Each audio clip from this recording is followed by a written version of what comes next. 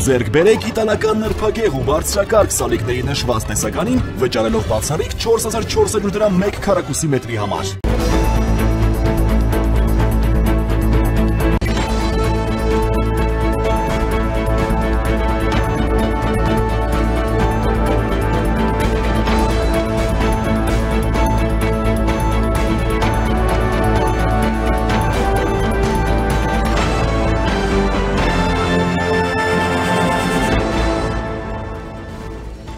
Հունգարիան դեմ չէ խաղաղության եվրոպական հիմնադրամից Հայաստանին 20 միլիոն եվրո հատկացնելուն, սակայն բալանսը պահելու համար նույնքան օգնություն էլ պետք է հատկացվի Ադրբեջանին։ Երևանյան երկխոսություն 2025 միջազգային համաժողովի պանելային քննարկման ժամանակ հայտարարել է Հունգարիայի արտաքին գործերի նախարար Պետեր Սիարտոն։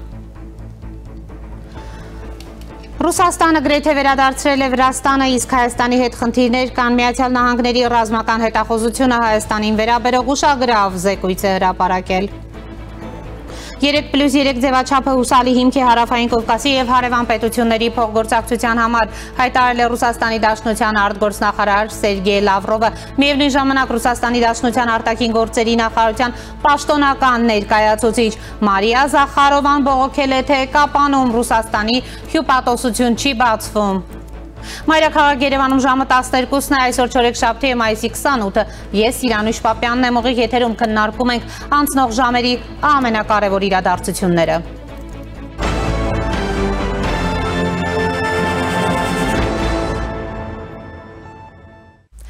Երևանյան երկխոսություն 2025 միջազգային համաժողովն առանձնանում է նաև նրանով, որ այս անգամ հյուրերի թվում կան որոշ երկրների պաշտոնյաներ, որոնք Հայաստանի դեմ հաճախ ոչ բարեկամական քայլեր են կատարում։ Ակնհայտ է, որ Երևանը նրանց հրավիրելով այդ միջոցառմանը փորձում է սիրաշահել նրանց, փոխել նրանց վերաբերմունքը Հայաստանի հետ կապված որոշ հարցերի շուրջ եւ այլն։ Այդպիսի երկրներից է Հունգարիան, որը դարձել է Ադրբեջանի թիվ 1 դաշնակիցը Եվրամիությունում եւ որն արգելափակում է Եվրամիության կողմից Հայաստանին հատկացվող որոշ ծրագրեր, հատկապես եվրոպական խաղաղության հիմնադրամի միջոցով մեր երկրին արվող հատկացումները։ 3 համաժողովի շրջանակում անցկացվող պանելային քննարկման ժամանակ Հունգարիայի արտաքին գործերի նախարար Պետեր Սիարտոն անդրադարձել է տարածված լուրերին այն մասին, թե Հունգարիան արգելափակել է խաղաղության եվրոպական հիմնադրամից Հայաստանին 20 միլիոն եվրո հատկացնելու մասին որոշմանը։ Նա նշել է, թե Հունգարիան դեմ չէ խաղաղության եվրոպական հիմնադրամից Հայաստանին 20 միլիոն եվրո հատկացնելուն, սակայն հավելել է, որ բալանսը պահելու համար նույնքան օգնություն էլ պետք է հատկացվի Ադրբեջանին։ Մեր խնդրանքն այն է եղել, որ Եվրամիությունը նույն չափ աջակցություն տրամադրի Ադրբեջանին։ Վերջին անգամ դա աշխատել է 10 միլիոն եվրո հատկացվել է Հայաստանին, 10 միլիոն եվրո Ադրբեջանին։ Այս անգամ էլ դա կարող է աշխատել, մանրամասնել է նա։ Սիարտոն հայտարարել է, որ լավ քննարկում է ունեցել Հայաստանի արտգործնախարարի հետ եւ ինքը պարզ ասել է, որ Հունգարիան կողմ է խաղաղության եվրոպական հիմնադրամից Հայաստանին օգնություն հատկացնելուն, նույն չափ օգնություն նաեւ Ադրբեջանին հատկացնելու դեպքում։ Նա նշել է, որ դա վերաբերում է Եվրամիության ցանկացած ռեսուրսից հատկացվող աջակցությանը եւ եթե դա եւս մեկ անգամ աշխատել է, կաշխատի եւ հիմա եզրափակել է Սիարտոն։ Հիշեցնենք, որ ամիսներ առաջ տեղեկատվություն տարածվեց, որ Հունգարիան Եվրամիության արտաքին գործերի նախարարների խորհրդի նիստում արգելափակել է խաղաղության եվրոպական հիմնադրամից Հայաստանին 20 միլիոն եվրո հատկացնելու որոշումը։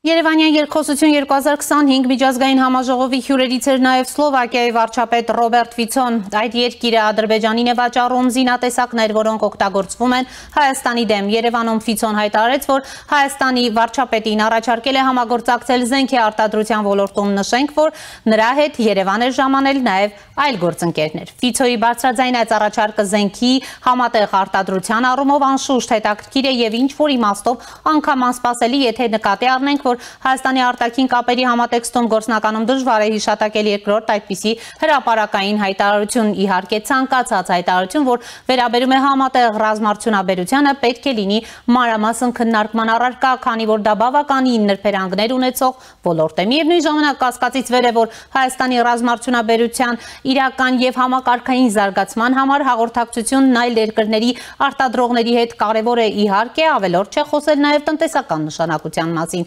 բայց առանցքային է թերևս քաղաքականը կամ աշխարհաքաղաքականը հաշվի առնելով այն հարաբերությունը, որ Սլովակիան, մասնավորապես Ռոբերտ Ֆիցոյի կառավարությունը ունի Եվրամիության եւ ՆԱՏՕ առաջատար եվրոպական երկրների հետ։ Ինչ է արձագանքել նրա առաջարկին, Երևանը դրա մասին չկա բարձրաձայնում, միևնույն ժամանակ Նիկոլ Փաշինյանն օգտագործել է Ֆիցոյի հետ հանդիպման առիթը Հայաստանի խաղաղության օրակարգի մասին խոսելու, այն որպես ռազմավարական առաջնահերթություն ներկայացնելու համար։ Սլովակիան լավ հարաբերություն ունի նաև Ադրբեջանի հետ։ Բաքուն նաև Սլովակիայի ռազմարդյունաբերության գնորդն է։ Միաժամանակ հայտնի է, թե ինչ մոտեցումներ է բարձրաձայնում Ադրբեջանը Հայաստանի պաշտպանական համակարգի արդիականացման դեմ։ Ֆիցոյի առաջարկը կարող է արդյոք պարունակել ավելի լայն համատեքստ, որը կենթադրի նաև Ադրբեջանի հետ հարաբերության շղթա։ Համենայն դեպս, այս պարագայում իհարկե կլինի համատեղ արտադրության առաջարկի առավել հանգամանալից քննության կարիք։ Եվ այժմ առաջինի տաղավարում զրուցելու եմ քաղաքականության հետազոտությունների կենտրոնի նախագահ Արմեն Գրիգորյանի հետ։ Պարոն Գրիգորյան, բարև ձեզ, շնորհակալ եմ հրավերն ընդունելու համար։ Եվ այսպես, պարոն Գրիգորյան, ինչպես եք գնահատում Հայաստանի քայլը կամ Հայաստանի իշխանության այն քայլը, որ Երևանեն հրավիրում Սիարտոին եւ Ֆիցոյին այնպիսի օդիոզ դեմքերի, որոնք ոչ այնքան միանշանակ են ընդունվում Արևմուտքում, ինչպես նաեւ Ադրբեջանի հետ, ինչպես ներկայացրի ջերմ հարաբերություններ ունեն եւ հաճախ գործում են այդ երկրի օգտին ի վնաս մեզ, համեցեք։ Մի տեսակ որոշ առումով հասկանալի է ինչու են նրանց հրավիրում, եթե խնդրահարույց հարաբերություններ կան, փորձ է արվում երևի լրացուցիչ երկխոսության հարթակներ ստեղծել եւ որպեսզի այդ միակողմանիությունը չլինի, իհարկե տարբերություններ կան Հունգարիայի հետ ավելի երկար ժամանակ, ասես խնդրահարույց իրավիճակ է եղել, Սլովակիայի հետ հարաբերությունները գրեթե միշտ սահուն են եղել, իհարկե վերջերս կա Ադրբեջանին որոշ զինատեսակներ վաճառելու այդ միտումը իրենց մոտ արդեն իրողություն է, բայց մյուս կողմից անսպասելի չէր, որ իրենք առաջարկում են նաև Հայաստանին այդ ռազմատեխնիկական համագործակցություն եւ իրենք երկու երկիրներ տարբեր աստիճանի Հունգարիան ավելի շատ, Սլովակիան ավելի քիչ, բայց այդ տրանզակցիոն քաղաքականության մոտեցումները ունեն եւ Հունգարիայի դեպքում դա նույնիսկ ոչ թե Ադրբեջանի, այլ առաջին հերթին նկատում է Չինաստանի հետ եւ չինական ներդրումների ահռելի ծավալներ են եւ նաեւ Չինաստանի համար նպաստավոր ինչ-որ այս մոտեցումներ կան եւ ներքաղաքական, հունգարական այդ լատվական դաշտում եւ կառավարության մոտեցումներում իհարկե եւ Ռուսաստանի հետ կա որոշակի մերձեցում, որը սանկցիոն քաղաքականությամբ ինչ-որ չափով սահմանափակված է, հետո Թուրքիա, այլ երկրներ, հետո նոր Ադրբեջանը, բայց դա այդ կոնկրետ նյութական շահերի ներդրումների կամ այլ տեսքով ստանալու վրա է հիմնված առավելագույնս։ Տեսեք, առհասարակ ինչ եք կարծում հայ իրատեսական ընդհանրապես փոխել Հունգարիայի վերաբերմունքը Հայաստանի նկատմամբ։ Այս պահին ինչպես է գնահատում հայ-հունգարական հարաբերությունները։ Մենք գիտենք, որ առաջիկայում մենք այնտեղ դեսպանություն ենք ունենալու, դեսպանատուն ենք ունենալու։ Ինչ աշխատանք կա այս առումով իրականացնելու եւ այդ հարաբերությունները ինչպես է հնարավոր, այսպես ասած, վերականգնել, համեցեք բան։ Հարաբերությունները, այո, դիվանագիտական հարաբերությունները ընթանում են, հավանաբար աշնանը դեսպանատներ կփոխանակվեն, բայց գլոբալ փոփոխություն չարժի սպասել, չնայած հաջորդ տարվա ապրիլին Հունգարիայում ընտրություններ են եւ այս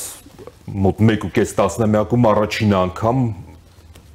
Ֆիդեսի կառավարության վերարտադրությունը կարող է վտանգված լինել, բայց դեռ քիչ թե շատ բալանս կա, այսինքն գլխավոր ընդդիմադիր ուժը այժմ արդեն ավելի մեծ ռեյտինգներ ունի, բայց քանի որ խառը ընտրական համակարգ է, մեծամասնական կարգով է պատգամավորների մի մասը ընտրվում եւ այնտեղ այդ քարտեզն այդպես է գծված, որ այդ մասով այնուամենայնիվ Ֆիդեսը մեծ առավելություն ունի եւ միայն համամասնականով ընդդիմությանը կարող է բավարար չլինել, դրանից է կախված ընտրությունների ելքը մեծապես։ Բայց դրանից չի փոխվել հայ-հունգարական հարաբերությունը, նկատի ունեմ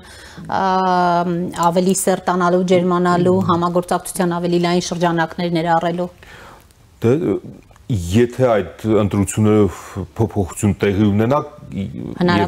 Եվրամիության ներսում այդ հարաբերությունները կարող են փոխվել եւ ըստ այդմ նաեւ Ռուսաստանի հետ եւ այլոց հետ Հունգարիայի հարաբերությունները եւ այդ վերաբերմունքը կարող է փոխվել, բայց դա դեռ մի քիչ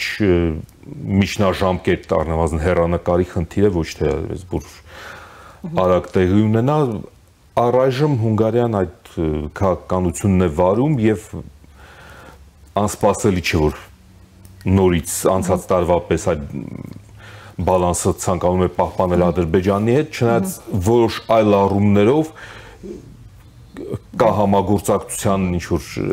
բան, որ շրջանակներ, որտեղ Ադրբեջանը ներգրավված չի, Հայաստանը արդեն ներգրավում է, բայց դա այդ Վիշեգրադյան քառյակի բոլոր 4 երկրների համատեղ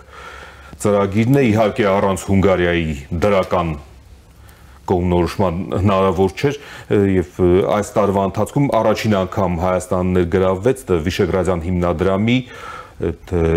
քաղաքծառայողների փոխանակման ծրագրով եւ 5 կամ 6 հայաստանցի քաղաքծառայողներ պիտի հավանաբար աշնանը տարբեր խմբեր գնան այդ Վիշեգրադյան քառյակի 4 երկրներ եւ դա Հայաստանի կառավարությունն է վերջնական որոշումը կայացնելու, թե որ ոլորտներին պիտի վերաբերվի, դա կարող է լինել բարձր տեխնոլոգիաներ կամ տեղական ինքնակառավարում, շատ լայն շրջանակ կարող է լինել, դա կառավարության որոշելիքն է, համենայն դեպս դա մինչ այժմ միայն բալկանյան երկրներին եւ արևելյան գործընկերությունից Վրաստանին, Մոլդովային ու Ուկրաինային ներգրավող ծրագիր էր եւ առաջին անգամ Հայաստանն էլ է ներգրավում։ Պարոն Գրիգորյան, տեսեք, Հունգարիան արգելափակում է Հայաստանին տրվող Եվրամիության պաշտպանական հիմնադրամի պաշտպանական հատկացումները։ Ձեր գնահատմամբ ինչ պիտի անի Հայաստանը, որպեսզի վերացնի այս հունգարական, այսպես ասած, արգելքը։ Մենք հունգարացի պաշտոնյային լսեցինք, որը կարծես թե միտված էր նրա հայտարարությունը նրան, որ փորձում են բալանսը պահել կողմերի միջև Ադրբեջանի եւ Հայաստանին հատկացվող գումարների։ Հիմա Հայաստանը նաեւ այս քայլերով, այսպիսի հրավերներով կարող է արդյոք որոշակի, այսպես այդ սառույցը արկա որոշակի հալեցնել, ինչ քայլեր է ակնկալվում հայկական կողմից։ Հրավերը ավելի շատ զրույցը ոնց որ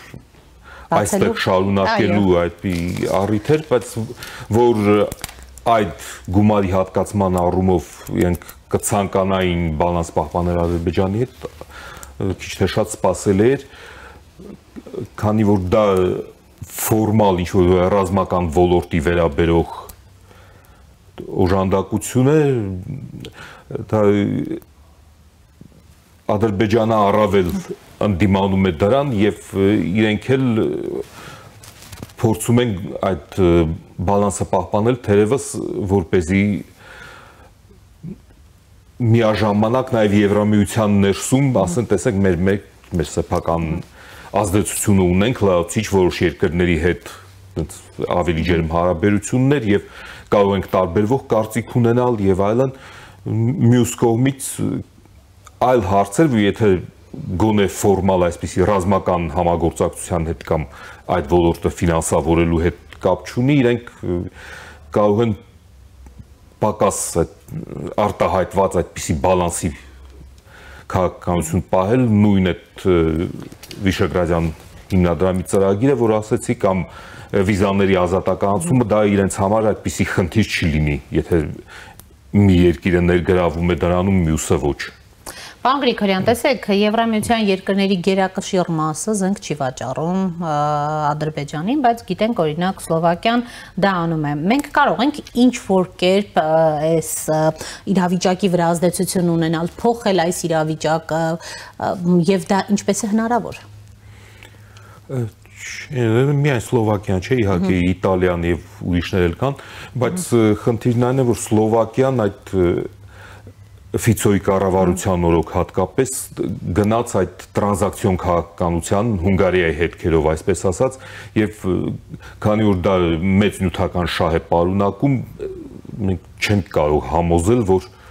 մի վաճառեք Ադրբեջանին, ինքներս կարող ենք նույնպես ինչ-որ բաներ գնել, դա իրենք խնդիր չունեն երկու կողմերին էլ որոշ բաներ վաճառելու, չնայած դրանք կարող են տարբեր արտադրատեսակներ լինել, դա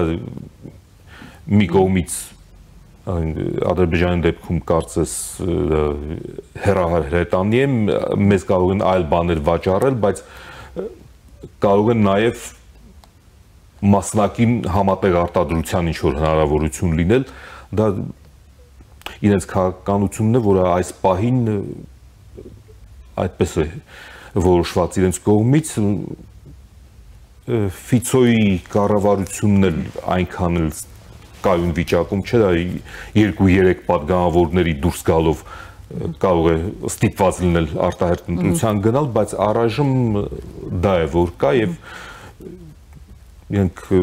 տնտեսական շահերն են առաջ խաղացնում առաջնային։ Տեսեք, մենք անդրադառնանք նաև Սիարտոյային հայտարարությանը, որ հանդիպում է ունեցել նաև արտաքին գործերի նախարար Արարատ Միրզոյանի հետ, շատ կառուցողական է եղել նրանց այդ հանդիպումը եւ փաստորեն նորից անդրադարձավ նրան, որ Հունգարիան կողմ է խաղաղության եվրոպական հիմնադրամից Հայաստանին օգնություն տրամադրելուն, նույնչափ օգնություն նաև Ադրբեջանին տրամադրելու դիմաց, ըստ էության սա մի հարց է, որը բարձրացրել է նաև մեր արտաքին գործերի նախարարը։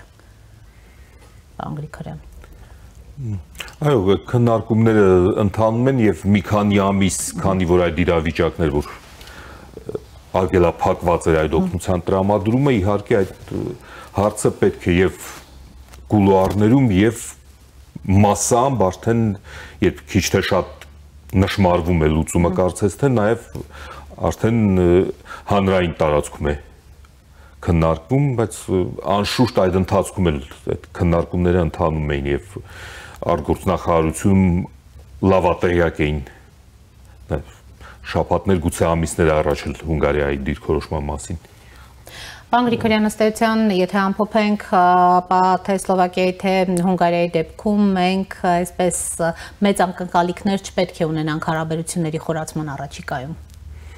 Եթե անգամ ունենք այնտեղ դեսպանատուն եւ այլն, բայց չպետք է ունենանք շատ մեծ ակնկալիքներ հարաբերությունների խորացման ճանապարհին։ Նայած որ ոլորտում, եթե այսպես արժեքային քաղաքականություն չեն կարող ակնկալել, որ Ադրբեջանի հետ ինչ որ իրենց մերձավոր հարաբերություններից կամ որոշ զինատեսակներ վաճառելուց հրաժարվեն, այլ ոլորտներում կարող ենք հենց եւ երկկողմանի առևտուրը տնտեսական հարաբերությունները, առևտուրը, տուրիզմը կարող ենք զարգացնել, իրենք շահագրգռված են այլ բան է, որ իրենց մոտ ներգնա տուրիզմը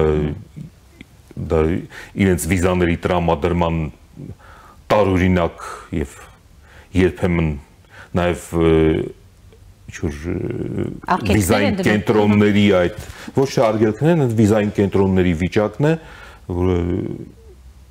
անհասկանալի չափանիշներով են օրեր բացում, դա Հայաստանում երևի մեծ մասը գիտեն դրա մասին, որ այնտեղ ինչ որ ստվերային գումարներ են պատտվում այդ օրերը վերցնելու հետ, ժամերը վերցնելու հետ կապված եւ այդ ամենը սահմանափակում են, բայց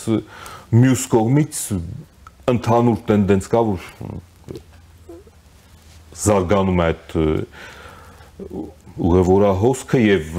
վիզերը նոր չվերթները բացում աշնանից եւ բայց մինչ այդ էլ Հունգարիայից հոսք կար դեպի Հայաստան, Սլովակիայից էլ կար նույն Վիեննայի չվերթով իհարկե իրենց համար ավելի հետաքրքիր է որ իրենց տնտեսվարողները գումար աշխատեն, բայց այդ դեպքում արդեն այլ սահմանափակումներ կան, օրինակ Եվրասիական միության այն մաքսատուրքերը, որոնք սահմանափակում են եվրոպական արտադրության ապրանքների ներկրման հնարավորությունները, մրցունակությունը Հայաստանի շուկայում, չնայած մասնակի ինչ որ քայլեր կառավարությունը արեց մի քանի շաբաթ առաջ, երբ որոշվեց, որ Հայաստանում չի պահանջվի լիցենզավորել արդեն եվրոպական լիցենզիա ունեցող արտադրատեսակները, եթե այդտեղ ինչ-որ հնարավորություն լինի, դա նույնպես կարող է օգտագործվել, քանի որ կան ապրանքներ, որոնք հենց նույն այդ երկրներում, չնայած իհարկե այլ եվրոպական երկրներում էլ զարգացած է արտադրությունը, դա եւ սննդամթերքը եւ դեղատեսակները եւ կոսմետիկ արտադրանքը, կենցաղային քիմիան եւ այլն կարող է ինչ որ չափով այդ ոլորտում էլ աճ տեղի ունենալ, բայց առաջին հերթին իհարկե ավելի եկամտաբեր է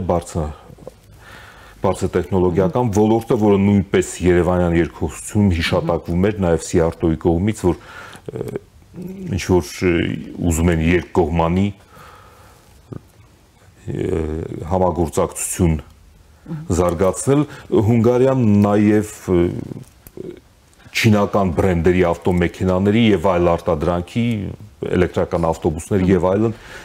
էլեկտրական ավելի շատ ավտոմեքենաների արդեն առաջատար արտադրողներից մեկն է դառնում Եվրոպայում եւ իրենք դրանում էլ կարող են շահագրգռված լինել, լրացուցիչ շուկա ձեռք բերել, սա այն ոլորտներից մեկն է, որ իրենց այդ տնտեսական օգուտի վրա հիմնված քաղաքականության դեպքում կարող են իրենք շահագրգռված լինել, որ զարգացնեն։ Պարոն Գրիգորյան, իսկ Ֆիցոյի հայտարարությունը համատեղ զենքի արտադրություն ստեղծելու առումով իրատեսական համարում եք, թե ոչ, քիչ են այսպիսի հայտարարությունները, եթե չասենք բացառիկ էր այս առումով։ Դա էլ հավանաբար հենց այնպես չի որոշվել այդպիսի հայտարարություն անել, որոշակի խորհրդակցություններ գուցե տեղի ունեցել, հետո ինքը բավական պատկառելի ձեռնարկությունների մենեջերների մի խումբ էր բերել հետը, որոնց մի մասը որ հիմնականում, այսինքն մեծամասնությունը բարձր տեխնոլոգիական ոլորտի ձեռնարկությունների մենեջերներին։ Պարոն Գրիգորյան, շնորհակալ եմ զրույցի համար։ Ես եմ շնորհակալ։ Հիշեցնեմ, որ քաղաքականության հետազոտական կենտրոնի նախագահ քաղաքագետ Արմեն Գրիգորյանն էր հյուրս։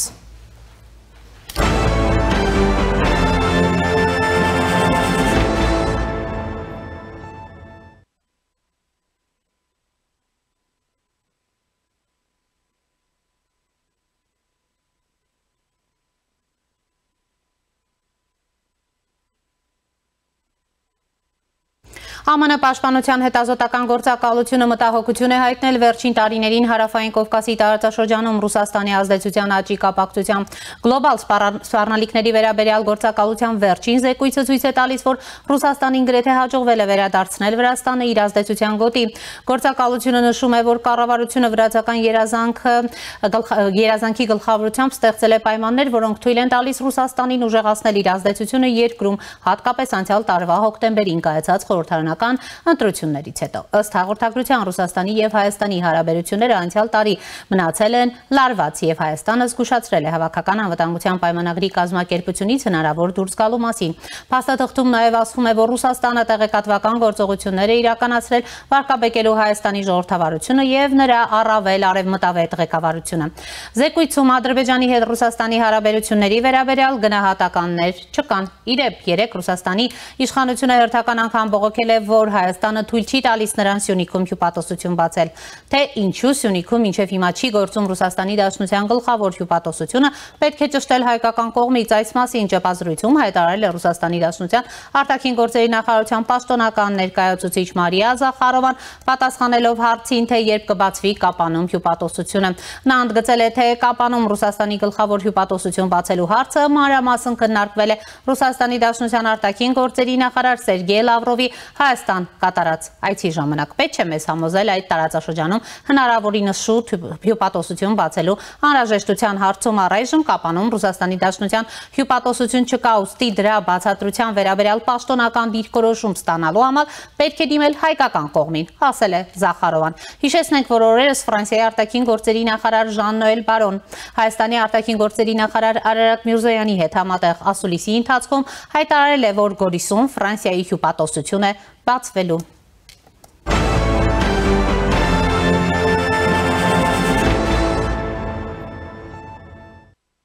Ռուսաստանի Դաշնությունը եւ Թուրքիան ունեն Հարավային Կովկասում 3+3 ձևաչափով փոխգործակցության փորձ, այս ձևաչափն արդեն ապացուցել է իր արդյունավետությունը։ Այս մասին ասել է Ռուսաստանի Դաշնության արտաքին գործերի նախարար Սերգեյ Լավրովը թուրք գործընկեր Հական Ֆիդանի հետ մամուլի ասուլիսում։ Նա ընդգծել է, որ 3+3 հարթակի ձևաչափը հուսալի հիմք է ստեղծում Հարավային Կովկասի 3 երկրների եւ հարևան պետությունների Թուրքիայի, Ռուսաստանի եւ Իրանի միջև փոխգործակցության համար։ Ֆիդանը իր հերթին ընդգծել է, որ Թուրքիան Ռուսաստանի հետ ապահովում է տարածաշրջանում խաղաղություն ու կայունություն շնորհիվ երկարամյա հարաբերությունների։ Հիշեցնենք, որ Հայաստանի արտաքին գործերի նախարարությունը վերջերս հայտարարել է, թե Հայաստանը պատրաստ է հյուրընկալել 3+3 ձևաչափով հերթական նախարարական հանդիպումը։ Ավելի վաղ Հայաստանում Ռուսաստանի դեսպան Սերգեյ Կոպիրկինը մայիսին հայտարարել էր, թե 3+3 տարածաշրջանային համագործակցության հարթակի հաջորդ հանդիպումները պետք է կայանան Երևանում եւ Բաքվում կողմերի որոշած հերթականությամբ։ Կարճատև դադար է մեր եթերում։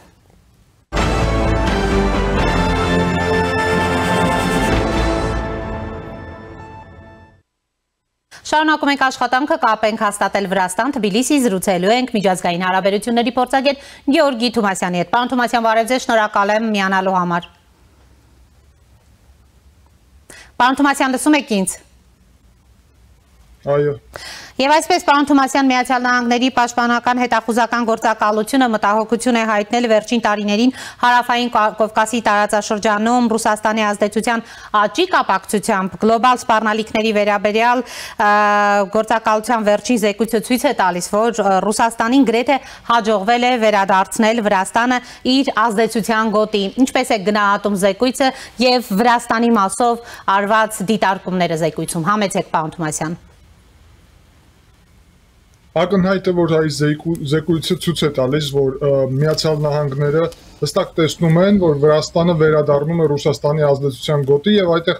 հստակ նշված է ուղիղ, որ Վրաստանի այսօրվա այդպես կոչված իշխանությունները վրացական երազանքը իդեմս ռուս օլիգարխ Բիձինա Իվանիշվիլու վերադարձնում է Վրաստանը ռուսական ազդեցության գոտի, սրանով ստեղծելով նաև նախապայմաններ նրա համար, որ Ռուսաստանը աճեցնի իր ազդեցությունը Վրաստանում եւ սա իհարկե Միացյալ Նահանգների քաղաքականության համար Հարավային Կովկասում լուրջ սպառնալիք է ներկայացնում եւ համոզված եմ եւ պարզ է, որ նաև լուրջ առնչություն ունի սա նաև Հայաստանի վրա, Հայաստանի եւ Արևմուտքի կապերի վրա եւ այդ թվում Ռուսաստանը ներառում է այդ գործիքը, հաշվի է առնում Վրաստանի հնարավորությունները աշխատել նաև Հայաստան-Արևմուտքի կապերի դեմ։ Հետաքրքիր դիտարկումներ կար նաև Հայաստանի մասով, նշվում է, որ Ռուսաստանի եւ Հայաստանի հարաբերությունները անցյալ տարի մնացել են լարված եւ Հայաստանը զգուշացրել է հավաքական անվտանգության պայմանագրի կազմակերպությունից հնարավոր դուրս գալու մասին, ինչպես է գնահատում ընդհանրապես հայ-ռուսական հարաբերությունները, հատկապես վերջին 1-2 ամիսների ընթացքում կարծեք թե որոշակի այսպես մեղմելու միտում են ցուցաբերում, դուք ինչպես եք գնահատում, պարոն Թումասյան, որքանով այդ հարաբերությունները մնում են լարված եւ ինչպես է գնահատում հայ-ռուսական հարաբերություններն առհասարակ։ Ընդհանուր առումով իհարկե հարաբերությունները մնում են լարված եւ տարբեր հայտարարությունները, մոտեցումները Երևանի դրա մասին խոսում են, նկատի ունեմ նաև բացահայտ հայտարարությունները առաջի դեմքերի Հայաստանի, ինչպես նաև հապկի հետ մնացած սառեցրած հարաբերությունները, բայց նաև պետք է ընդգծել, որ այնինչ նույն այդ Միացյալ Նահանգների հետախուզական ծառայությունը նշում է, որ Վրաստանում աճել է ռուսական ազդեցությունը, սա նաև առնչություն ունի Հայաստանի վրա, որովհետև մենք գիտենք, որ վերջի 1 ամսից ավել է արդեն խոչընդոտներ է ստեղծվել հայկական տարբեր ուրեմն արտադրանքի համար Վրաստանի միջոցով մեկնելու դեպի տարբեր շուկաներ։ Ուստի ես համոզված եմ, որ սա արվում է հենց Ռուսաստանի կողմից եւ կապում եմ Հայաստանի մեղմած ուրեմն հայտարարությունները իշխանության այդ բալանսավորված ստիպված քաղաքականության հետ, որում այսօր Ռուսաստանի դաշնակից է փաստորեն դե ֆակտո համ Ադրբեջանը, համ Վրաստանը այսօրվա իր ռեժիմի օրոք եւ ստեղծվել է այնպիսի իրավիճակ, որ Հայաստանը միայնակ չի կարող հանգիստ վարել այն քաղաքականությունը, որը կցանկանար։ Ուստի այստեղ Վրաստանը կարելի ասել ամենալուրջ խոչընդոտն է ստեղծում Հայաստանի համար եւ Հայաստանի ստիպված այդ քաղաքականությունը գալիս է հենց Վրաստանի մոտեցումներից։ Մյուս կողմից իհարկե շատ կարևոր է, որ Հայաստանը որևէ դեպքում թույլ չտա իրականում ռուսամետ ուժերի իշխանություն վերադարձ եւ միևնույն ժամանակ ամրապնդվեն եւ հզորանան արևմտամետ հայամետ ուժերը եւ սրանով իշխանություններին ել ավելի ստիպեն ճիշտ ճանապարհի վրա կանգնեն։ Դուք այդպիսի վտանգ տեսնում եք ռուսամետ ուժերի վերադարձի, պարոն Թումասյան։ Իհարկե, փաստ է ռևանշի ցանկությունը, մենք տեսնում ենք ակտիվացիոն Քոչարյանի առանձին, Սերժ Սարգսյանի, ուրիշ ուժերի դաշնակցության, եկեղեցին իր դերն է, եկեղեցում գտնվող անձանք իր դերն են խաղում սրանում, որտեղ Ռուսաստանը կիրառում է իր բոլոր միջոցները նրա համար, որ ամբողջությամբ Հայաստանը վերադարձնի իր, ինչպես Վրաստանն է հիմա արել, կայսրության ազդեցության ներքո եւ պետականությունը, որ Հայաստանի զրկվի ընդհանրապես կորուստ տեղի ունենա պետականության։ Ուստի ես կարծում եմ, որ այստեղ իշխանություններն էլ են բարդ իրավիճակում գտնվում եւ միևնույն ժամանակ պետք է հասկանան, որ այսպես շարունակել չի կարելի, իմ պատկերացումով պետք է շատ ավելի լայն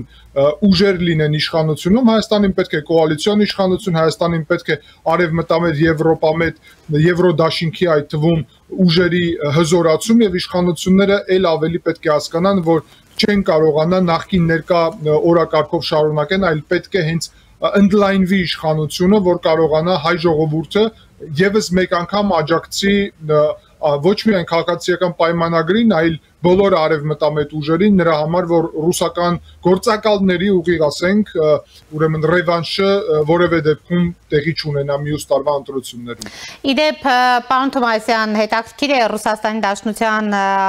արտաքին գործերի նախարարության պաշտոնական ներկայացուցչի դիտարկումները, թե Հայաստանը ինչու կապանում հյուպատոսություն ռուսական չի բացում, ձեր գնահատականը ինչու մինչև հիմա այդ հյուպատոսությունը չի բացվում, մինչդեռ գիտենք, որ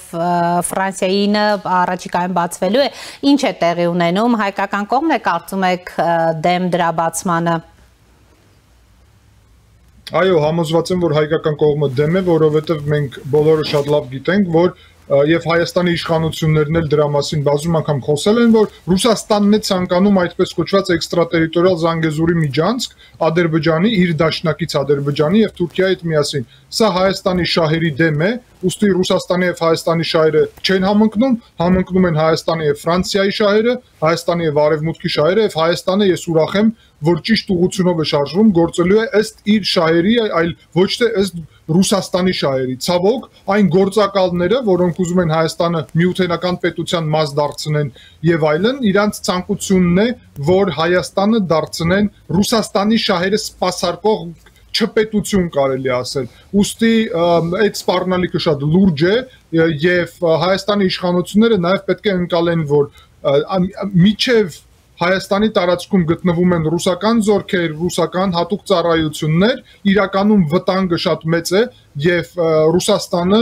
անպայման բացի ռևանշական քաղաքական ուժերից ուրիշ մեթոդներ է կիրառելու, որովհետեւ իր ցանկությունն է ամբողջությամբ Վրաստանից հետո Հայաստանն էլ դարձնել այդպիսի գուբերնիա, ինչպիսի այսօր Վրաստանն է դարձրել։ Տեսեք Վրաստանի դեպքերը եւ հասկացեք, որ չի կարելի Ռուսաստանի հետ վարել այնպիսի մեղմ քաղաքականություն։ Բառերով կարելի է, ես կողմ եմ դիվանագիտական հայտարարությունների, բայց գետնի վրա ռուսական ազդեցությունը, այդ թվում ռուսական ԶԼՄ-ների միջոցով պետք է խիստ զրկվի, դա Հայաստանի պետականության համար է կարևոր եւ այսօր Հայաստանի անկախության օրն է նաև իհարկե ես կարծում եմ սա է իրականում անկախության օրը եւ Հայաստանը որ անկախ պետություն լինի շատ կարևոր է որ ռուսական ազդեցությունը լինի զրոյեցված Հայաստանում։ Տեսեք, Ռուսաստանի Դաշնությունն ու Թուրքիան ունեն Հարավային Կովկասում 3+3 ձևաչափով փոխգործակցության փորձ, այս ձևաչափն արդեն ապացուցել է իր արդյունավետությունը, այս մասին ասել է Ռուսաստանի Դաշնության արտաքին գործերի նախարար Սերգեյ Լավրովը, թուրք գործընկեր Հական Ֆիդանի հետ մամուլի ասուլիսում, ընդհանրապես գիտեք հայկական կողմն էլ առաջարկում է Հայաստանում անցկացնել հաջորդ հանդիպումը, դուք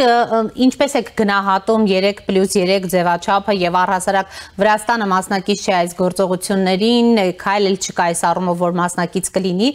որքանով է 3+3 եւ որքանով է կարող է այն առհասարակ արդյունավետ լինել, պարոն Թումասյան, ձեր գնահատմամբ։ Հայաստանը իհարկե ստիպված է այդ օրակարգում մասնակցել 3+3-ի, բայց այդտեղ շահերը շատ տարբերվում են։ Հայաստանը ունի երկկողմ հարաբերություններ Իրանի հետ, Ռուսաստանի հետ իր բարդություններով, Թուրքիայի եւ Ադրբեջանի հետ առանձին է փորձում Հայաստանը ձևավորել հարաբերություններ, Վրաստանի հետ լրիվ ուրիշ օրակարգ է, որովհետեւ Հայաստանը եւ Վրաստանը միասնական կարող են լինել Եվրոպական միության անդամ։ Երկու պետություններ էլ փաստացի ունեն այդ ցանկությունը։ Հարցը նրանում է, որ այստեղ Վրաստանը այն գինը, որը վճարել է Վրաստանը դեռ,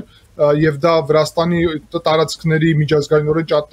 ճանաչված տարածքների Աբխազիայի եւ Ցխինվալիի շրջանի Ռուսաստանի կողմից օկուպացումն է, այդ գնի շնորհիվ Վրաստանը չի մասնակցում այդ հարթակում, որով պահպանում է դեռ Վրաստանի ուրեմն սուվերենությունը դրանով եւ նաեւ օգնում է Հայաստանին, որ Հայաստանն էլ տեսնի ճանապարհ, ինչպես է ազատվում իրականում 3+3-ի ձևաչափից, 3+2-ի նույնիսկ ասեի, որովհետեւ 3 այդ ձևաչափը նշանակում է կայսրությունների գաղութ լինելու ձևաչափ, իսկ մեզ, որ չլինենք կայսրությունների գաղութ, այլ ունենանք իրանց հետ հավասար հարաբերություններ, պետք է լինել արևմտյան աշխարհաքաղաքական եւ արևմտյան արժեքային համակարգի մաս, ինչպիսին է տարածաշրջանում եվրոպական հենց միությունը։ Պարոն Թոմասյան, ըստ էության Երևանում թե Բաքվում տեղի կունենա այդ հանդիպումը, ըստ էության այս ձևաչափը չի կարող որևէ կերպ արդյունավետ լինել, եթե ամփոփենք։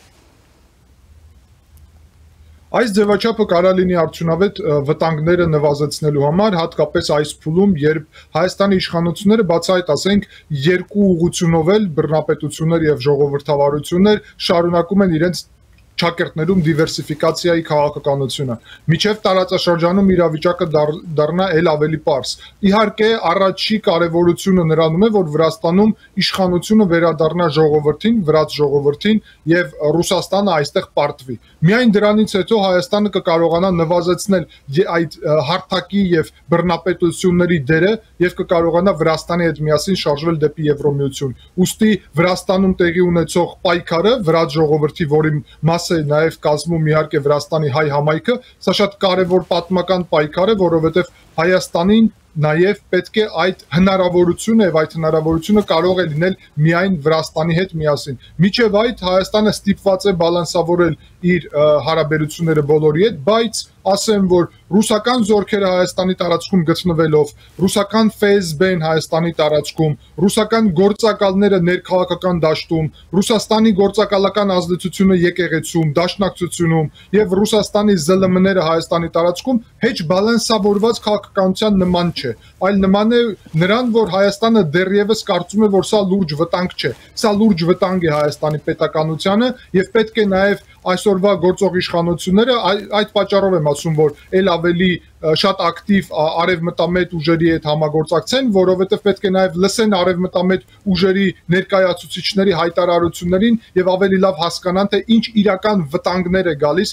Հայաստանի պետականությունին այս ուժերի կողմից, որոնք չեն պատրաստվում որևէ հայանպաստ քաղաքականություն վարել, այլ պատրաստվում են Հայաստանի պետականությունը ավարտեն եւ դարձնեն Հայաստանը սպառնալիք նաեւ այդ թվում Վրաստանի համար։ Ուստի Հայաստանը եւ Վրաստանը ունեն այստեղից այլ ընտրանք եւ այդ այլ ընտրանքն է իհարկե Միացյալ Նահանգների դաշնակցությունը եւ Եվրոպական միության մաս լինելը։ Այդ դեպքում 3+3 հարթակը գոյություն չի ունենա, բայց մենք կկարողանանք բոլոր այս կայսրությունների հետ, այդ թվում չինական կայսրության, այդ թվում արաբական կայսրությունների կարելի ասել հետ հարաբերությունները բալանսավորվել եւ մեր հետևից կանգնած կլինի ամենահզոր տնտեսությունը, Եվրոմիություն եւ Միացյալ Նահանգներ, ամենահզոր տեխնոլոգիական ռազմական հնարավորություններ մծյան եւ իհարկե ամենահզոր տնտեսական եւ ֆինանսական հնարավորությունները։ Դա շատ կարեւոր է փոքրիկ Վրաստան եւ Հայաստանների համար, որովհետեւ մեր ռեսուրսները իհարկե սահմանափակ են։ Շնորհակալ եմ պարոն Թոմասյան զրույցի համար։ Ես էլ եմ շնորհակալ։ Հիշեցնեմ, կապ ենք հաստատել Վրաստան, Թբիլիսի զրուցում էինք միջազգային հարաբերությունների փորձագետ Գեորգի Թոմասյանի հետ։ Այս ժամի համար այսքանն էինք նախատեսել, հետևեք մեր թողարկումներին, կհանդիպենք։